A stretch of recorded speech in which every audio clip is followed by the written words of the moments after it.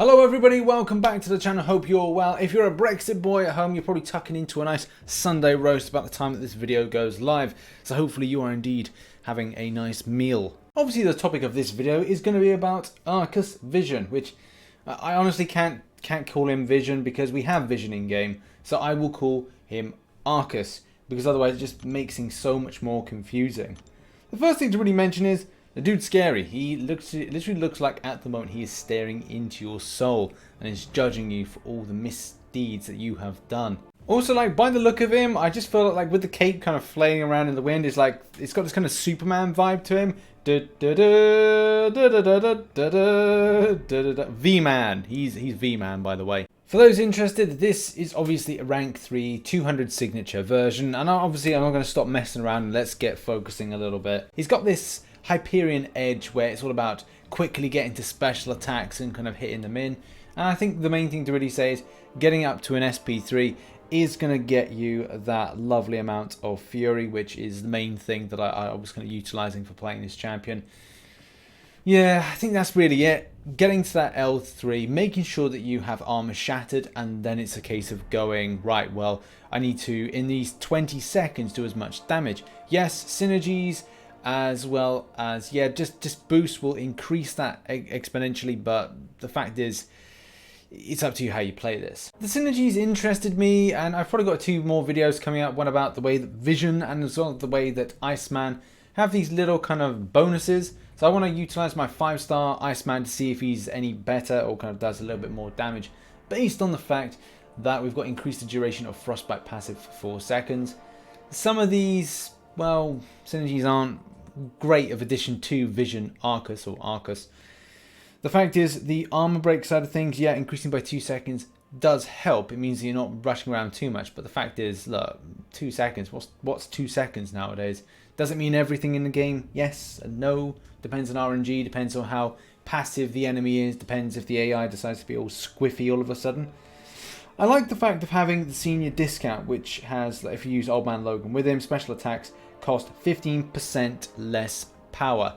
That is pretty impressive, considering that you'll be wanting to spam as many special attacks as possible. As I said, what I was doing, the process was doing an SP2 and then doing an SP3, or just spamming an SP3 whenever it's a case I had Armored Shattered in order to get that Fury buff. So again, quickly applying special attacks. If you time it well and time it right, you're able to output a really nice amount of damage off the SP2. It's just clock watching is an annoying thing in the game, especially when you want to think about, right, let's just concentrate on my flow, not constantly checking the timer for expiration. Now for this video, I could have done a test with Suicide Masteries, but unfortunately I just wasn't in a place where I wanted to switch over, and especially with other content I'm doing, it just would be a very bad decision at this given time. But there are going to be other MCC YouTubers out there that will run Suicide Masteries and will be able to more than likely give you a different type of take on maybe the damage output being better and a few other factors as well. As you know, I name dropped and said, oh, he's like an Hyperion. Let me just clarify that point. Now, Aarkus has something which allows him to reduce down the power drain effects and power lock effects, which we would kind of use to then take down Hyperion, and Hyperion doesn't have that kind of thing where he goes, right, well, I see you're doing a power lock on me, oh, I see you're power draining. Yeah, well, Aarkus goes a little bit more. I don't think that it's good on the damage output, because obviously, as we know, Hyperion is great for damage output, especially building up all those Fury buffs. Now, when it comes to Aarkus, it's a different type of Fury buff, but I feel there is more of a utility factor if you're considering that enemies are taking down your power, and with Aarkus that's not quite so much, which kind of makes him a pretty interesting and good-ish defender. If he was able to really spam in the extent of power gaining effects, then yes, he'd be like a Hyperion, but even more frustrating because you wouldn't be able to power lock him and as well power drain him that effectively. Aarkus looks like he could be pretty handy against characters that are robots, and I don't know, I'm trying to find other areas where I kind of go, right, this is going to be, you know, more use to me. Look, he is going to be of use to people in different ways. I think it just comes at a point where it's nothing, we haven't seen anything overly new about this character, and the previous one with Clairvoyant, it had this kind of Diablo aspect, the idea of switching between different types of, I think it was curses or plagues or something like that. The fact is, it's not something overly new, and it's just a case of like, this is slapping a load of different things, put it on a champ, boom, there it is. So take it or leave it. But I do like the aspect of being able to do bonus energy damage, especially if you're doing special attacks and the enemy is armor shattered. That is pretty cool and does increase that. So I think, again, he's going to be a good quester. Hits wise, obviously he's going to hit a lot better when he's rank 5. And obviously we've got a rank 3 here. So maybe look out for that in the future. That could be of value.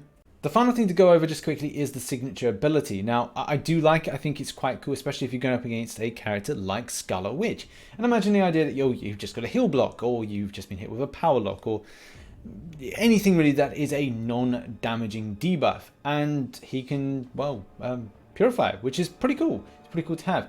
It's running at 102.5%. So, hey, it's working 0.25% better than normal, apparently.